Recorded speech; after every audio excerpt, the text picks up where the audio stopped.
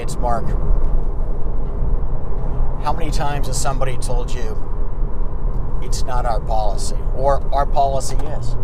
Heck, how many times have you told someone that? I want to talk about policies in maybe a slightly different way right now.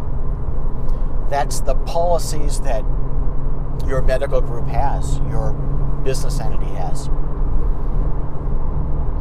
For example, an anti-harassment policy. Then think about the agreements you have with the employees in your group, the subcontractors of your group, or within the ownership documents of your group, the shareholders agreement, the member agreement, the partnership agreement, whatever it's called.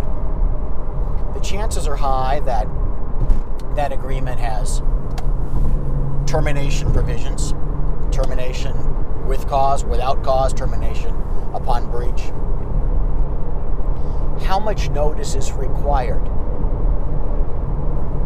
For example, is there a 90-day without cause termination provision or a 60-day one? Is there a termination for cause, in other words, on breach provision that permits the person who is going to be terminated to cure the breach in order to stop the termination? And has your agreement incorporated breach of rules and regulations, breach of policies into the definition of a breach? So consider what happens if the breach is of a policy of the sort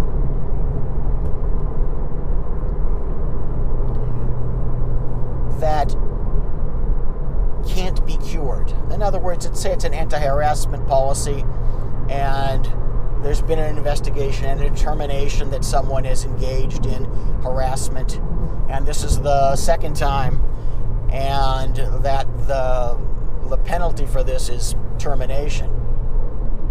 Do you have to give the person, and are they going to sue you if you don't, 60 days notice, 30 days notice, and the right to cure?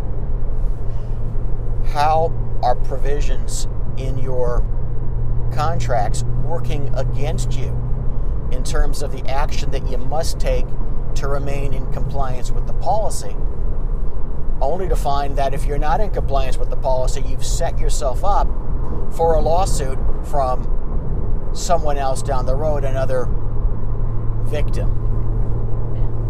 So make sure that the way your policies, your rules and regulations, and your formal legal agreements match up. Don't create more legal problems from a bunch of documents that you think have solved those problems.